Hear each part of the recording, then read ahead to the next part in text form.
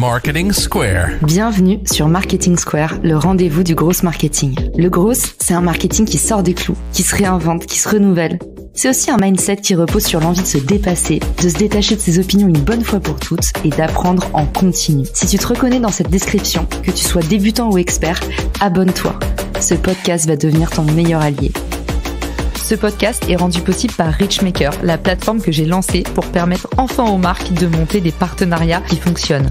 Identifier un partenaire stratégique, faire le plein d'idées de partenariats et surtout performer ensemble et collectivement. Si cette vision vous parle, rendez-vous sur richmaker.com et bon épisode. Bonjour à tous et bienvenue dans ce nouvel épisode de Marketing Square. Aujourd'hui, je suis accompagnée de Clara Viguier et on va parler de protéger ses marques et ses créations dans le métaverse. Il y a un nouvel espace virtuel qui est en train de s'ouvrir et qui est un peu en train d'édicter ses propres lois. Mais bien sûr, la loi qu'on connaît tous est quand même souveraine. Pour en discuter aujourd'hui, je reçois Clara Viguier, avocate en droit de la propriété intellectuelle. Salut Clara, bienvenue dans le podcast. Bonjour Caroline, merci pour cette invitation. Tu as fait un super post LinkedIn qui était un peu un guide d'usage des bonnes pratiques dans le Web3 pour pouvoir justement protéger ses créations intellectuelles ou bien ses marques si on est entrepreneur par exemple ou marketeur au sein d'une entreprise. Oui, alors effectivement, par rapport aux marques, déjà, je pense qu'il faut faire vraiment une distinction donc entre les marques et les créations, comme tu le soulignes. En droit, une marque est protégée uniquement à compter de son enregistrement. Donc, si l'on souhaite, par exemple, exploiter une marque et se lancer dans le métaverse, la première des choses à faire, c'est de procéder à un dépôt de marque auprès d'un office. Donc, en France, typiquement, l'office qui est compétent, c'est l'INPI. Il va falloir donc déposer la marque que l'on souhaite exploiter auprès de l'INPI et dans le cadre de ce dépôt, désigner directement les produits que l'on va exploiter sous cette marque. La difficulté par rapport au métaverse, c'est que par définition, les produits ou les services qui sont proposés dans le cadre du métaverse, c'est des produits et services virtuels. Donc du coup, ce dépôt va devoir directement désigner des produits ou des services virtuels. Donc ça, c'est pour mieux connaître en fait comment désigner ces produits et ces services. On peut se référer à ce qui s'appelle la classification de Nice. La classification de Nice, c'est la classification qui est utile pour tout déposant puisqu'en fait, elle liste tous les produits et les services qui vont être désignés par ce dépôt. Et donc là, en l'espèce, ça sera des classes de type 9, 35 ou 41 qui désignent vraiment des produits d'origine virtuelle, des services dans un cadre virtuel. Et typiquement, aujourd'hui, il y a un très très grand nombre de marques qui veulent se lancer dans le métaverse. Par exemple, il y a la société McDonald's, donc qui a souhaité déposer de nouvelles marques McDonald's pour désigner des services, par exemple, de restauration rapide virtuelle. Donc c'est vraiment, même si on exploite déjà une marque pour des services et des produits physiques, il est nécessaire vraiment de procéder peut-être à un nouveau dépôt pour désigner ces produits et ces services virtuels. Est-ce que toi, du coup, tu recommandes à ceux qui nous écoutent, qui sont propriétaires de marques ou d'entreprises, de tout de suite aller sur le site de l'INPI et déposer les classes 9, 35 et 41 au cas où, ou en fait, c'est seulement valable dans certains cas de figure? Alors non, c'est pas uniquement valable dans un certain cas de figure. Après, ça ne sert à rien de se précipiter tout de suite pour effectuer des dépôts. En fait, ce qui est important, c'est de se dire, on souhaite exploiter sa marque dans le métaverse. Est-ce que c'est réellement cette marque déjà qu'on va utiliser ou est-ce qu'on va utiliser probablement un autre signe, un autre logo? Et ensuite, il faut vraiment viser en fait les produits et les services que l'on va désigner. Ce qui est important de savoir, c'est qu'en fait, qu'on a une marque, notre marque, elle est valable pendant 10 ans. On peut la renouveler de façon indéfinie. Au bout de 5 ans, cette marque, on peut considérer qu'elle est soumise à déchéance. C'est-à-dire que si elle n'est pas exploitée, si elle n'est pas utilisée pour les produits et les services qui sont désignés par le dépôt, en fait, n'importe qui peut en solliciter la déchéance. Et donc, si jamais cette marque était déchue, il pourra la réutiliser à son profit. Donc, en fait, l'intérêt, c'est de se poser en amont, de réfléchir exactement sur le signe que l'on va exploiter, sous quelle forme on va l'exploiter, et ensuite d'identifier précisément quel type de produit, quel type de service on va vouloir exploiter dans le cadre du métaverse. Et à partir de ce moment-là, effectivement, c'est bien de déposer la marque en amont, parce que comme ça, on sera propriétaire d'un titre qu'on pourra opposer si jamais, par exemple, il y a quelqu'un, je sais pas, on se lance dans le service de restauration rapide comme McDo sous notre propre marque et on a un concurrent qui va également offrir ce même type de service mais sous une marque par exemple identique ou une marque similaire, c'est-à-dire qu'elle va être très très proche, on pourra lui opposer notre marque dans la mesure où elle a été bien protégée auprès de l'INPI ou d'un autre office. Ok. Est-ce que tu penses, si on prend un exemple très concret, mon podcast Marketing Square, du coup, est-ce que j'aurais intérêt, selon toi, à protéger Marketing Square au cas où, justement, d'ici 10 ans, mine de rien, au rythme où ça va, ça aurait un intérêt pour moi en tant que créatrice ou pour tous les créateurs qui nous écoutent de déposer nos concepts aussi? Alors, le concept, ça ne se dépose pas en tant que tel, parce qu'un concept, ce n'est pas protégeable par un droit. Après, ce qu'il faut savoir, c'est que effectivement, par rapport à ta marque, enfin, en tout cas, le nom de ton podcast, ça peut être considéré comme une marque. Et j'ai pas fait de recherche, je sais pas si tu l'as déposé à ce stade comme marque ou pas, mais effectivement, si imagine, tu veux te lancer dans le métaverse et tu veux faire en sorte que tous les individus dans le métaverse puissent être en mesure de pouvoir écouter ton podcast qui serait diffusé sous une forme virtuelle, mais uniquement dans le métaverse, tu pourrais effectivement déposer le nom de ton podcast à titre de marque pour désigner des produits liés justement au podcast, mais sous la forme virtuelle, et des services également qui seraient en lien avec justement tout l'univers du podcast, éventuellement, je sais pas moi, la production de podcast, etc., sous la forme virtuelle. Effectivement, ça pourrait être intéressant.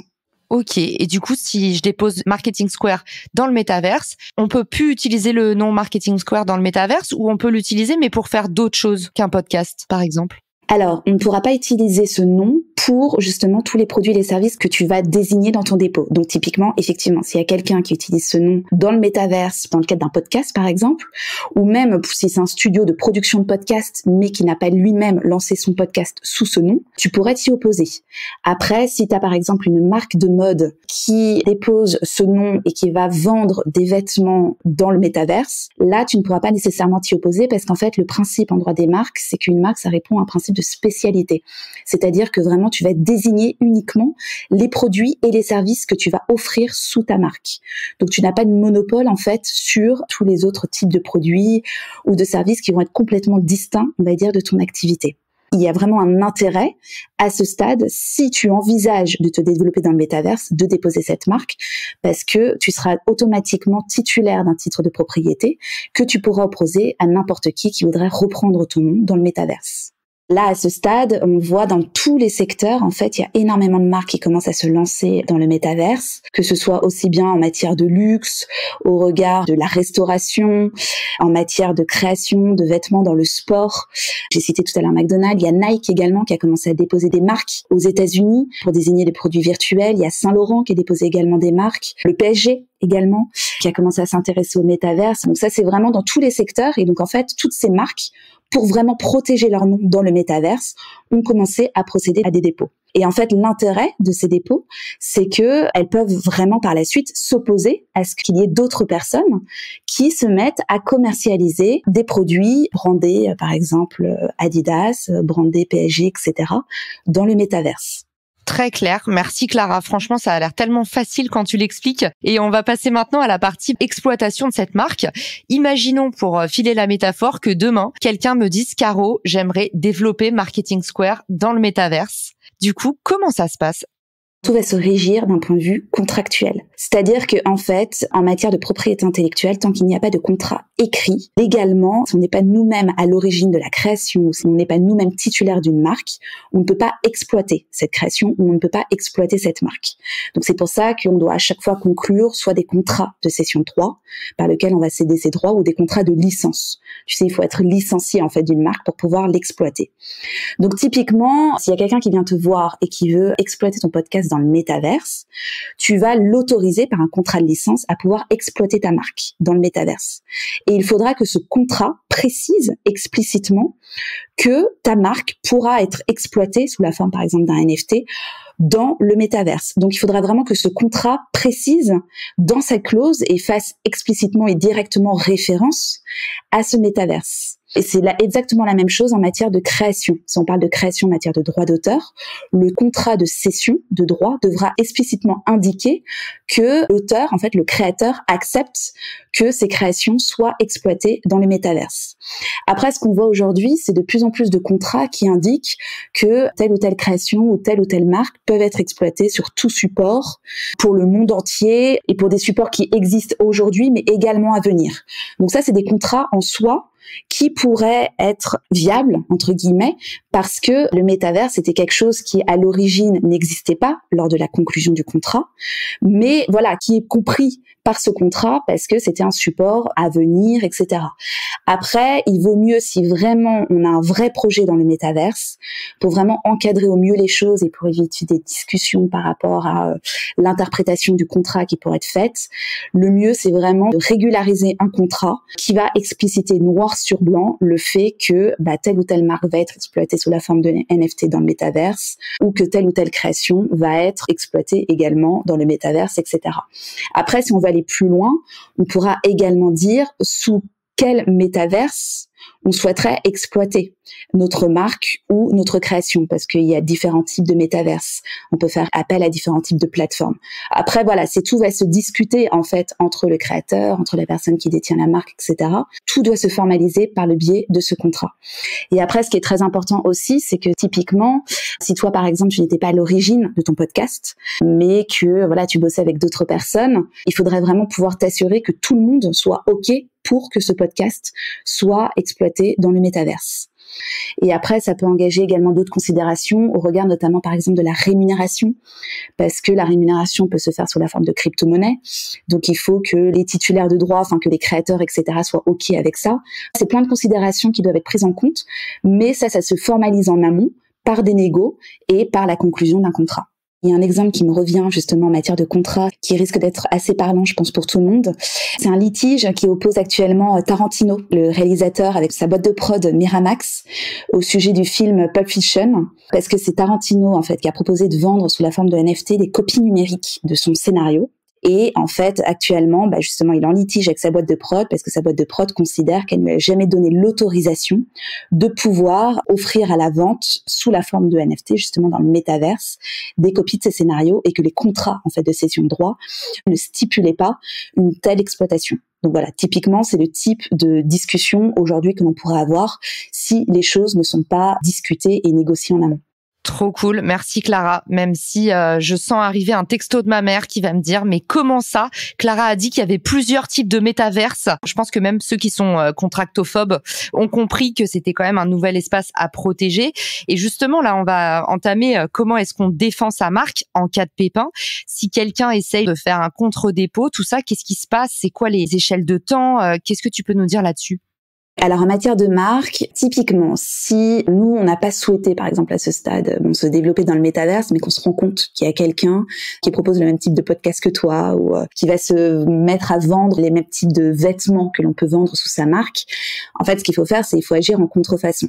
Donc ce qui se passe en pratique, c'est que en amont, on envoie une lettre de mise en demeure à la personne justement qui va vendre, qui va proposer ses services ou ses produits sous la forme virtuelle, et on va devoir justement affirmer qu'on est titulaire de telle ou telle marque, lui montrer justement notre titre de propriété, donc notre marque telle qu'elle a été déposée, et puis justifier des incriminations en fait qui sont réalisées, donc démontrer que effectivement il y a une atteinte à notre marque. Donc comment ça peut se passer en pratique? On peut faire appel par exemple à un huissier qui va faire un constat sur Internet pour bien montrer que dans le métaverse, effectivement, sous la forme virtuelle, on retrouve les vêtements qui sont vendus par quelqu'un, nos services qui sont proposés à la vente, etc. Alors typiquement en France, on n'a pas eu de cas à ma connaissance, mais la seule difficulté à ce stade, ça va être potentiellement d'identifier en fait la personne qui va être derrière ces actes, parce que la majorité des gens vont agir dans le métavers sous la forme d'un avatar. Il faudrait être en mesure de savoir qui se cache en fait derrière cet avatar. Donc après, ce qu'on peut faire également, c'est se rapprocher en fait de la société qui édite ce métaverse. Donc c'est la plateforme en fait sur laquelle le métaverse est disponible, et lui notifier de ses agissements, pour que elle également directement elle notifie la personne en fait qui est cachée sous cet avatar du fait que les actes qu'elle réalise sont de nature à enfreindre des droits de propriété intellectuelle. C'est ce qui peut se passer en pratique. Après, voilà, il y a plusieurs difficultés qui peuvent se poser. C'est en termes de, comme je l'ai dit, par rapport à ces avatars. C'est des choses qui se passent sur Internet. Donc, comment ça se passe lorsque nous, on est en France? Si on a une marque française, est-ce qu'il y a vraiment une atteinte à notre marque française, etc.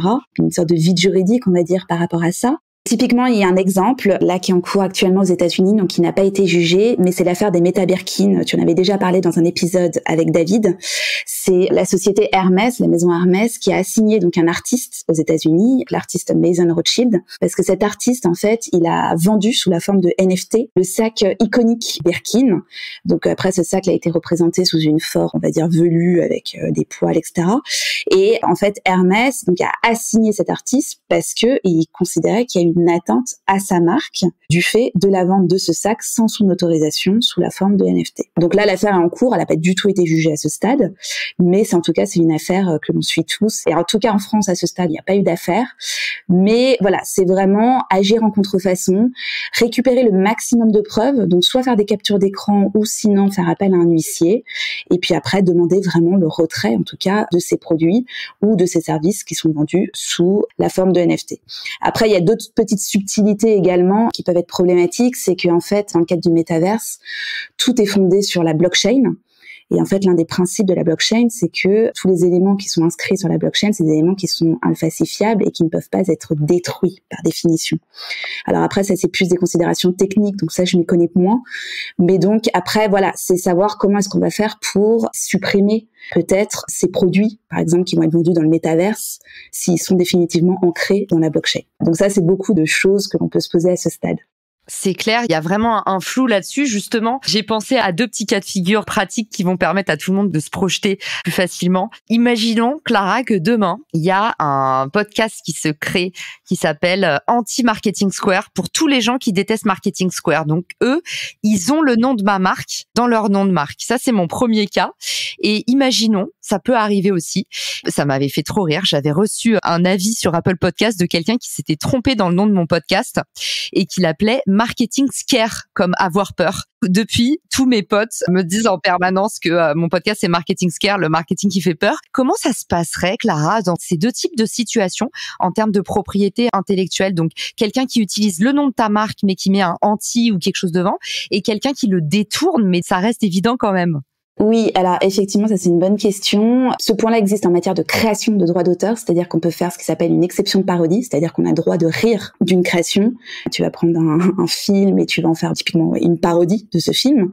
Donc ça c'est possible, mais en matière de marque, ce n'est pas possible. Après, c'est voir s'il y a réellement une atteinte à la marque, donc c'est des considérations un peu plus techniques d'un point de vue juridique, s'il y a vraiment un usage à titre de marque qui peut être réalisé. Tu vois, typiquement, s'il y a quelqu'un qui crée un podcast et qui va s'appeler Anti-Marketing Square, mais qui va désigner ce podcast sous cette marque, là, il y a réellement une atteinte à ta marque parce que il en fait un usage à titre de marque. Il désigne un podcast sous cette marque. Et en plus, si jamais son contenu vise vraiment à discréditer ton podcast, ces agissements pourraient être assimilés à ce qui s'appelle du dénigrement, c'est-à-dire qu'il vient à dénigrer finalement tes services et ce que tu proposes sous le biais de ta marque et par le biais de ton podcast. Par rapport au post qui avait été diffusé dans le cadre du commentaire de ton podcast, si tu as quelqu'un qui commence à développer un podcast qui va s'appeler justement Marketing Scare et non pas Marketing Square, là tu seras en mesure de pouvoir agir parce que les noms sont vraiment similaires. Et donc là pour le coup, il y a vraiment une atteinte aussi à ta marque. Même si il viserait pas nécessairement à critiquer ton podcast ou à le dénigrer ou quoi que ce soit. Parce que c'est vraiment aux yeux des consommateurs. Les consommateurs, ils vont voir Marketing Scare, ils vont se dire, mais lequel est quoi? Ils se ressemblent vraiment. C'est clair, c'était clairement un lapsus, mais j'avais adoré ce lapsus et j'avais trouvé ça hyper drôle. Merci Clara d'avoir un petit peu démêlé pour nous ces questions qu'on se pose sans avoir trop de réponses. Alors on a toujours un pote qui connaît quelqu'un qui a dit quelque chose à ce sujet, mais là on a eu la chance d'avoir ton expertise pour nous guider. Si on a d'autres questions, où est-ce qu'on peut te joindre, se renseigner sur tes services? N'importe qui peut me joindre sur LinkedIn, sous mon nom Clara Viguier, et j'ai également un compte Instagram, claraviguier.avocate, aussi un site internet, mais qui est encore en cours de création. Trop bien. Eh ben, merci Clara. On mettra ça dans les ressources de l'épisode. Merci d'avoir été avec nous et d'avoir éclairci en si peu de temps ce sujet fastidieux. Et puis, merci pour votre écoute et je vous dis à très vite dans Marketing Square ou Marketing Scare. Ciao! Si cet épisode te plaît, tu peux le partager en me taguant ou lui laisser 5 étoiles sur Apple Podcast. Marketing Square.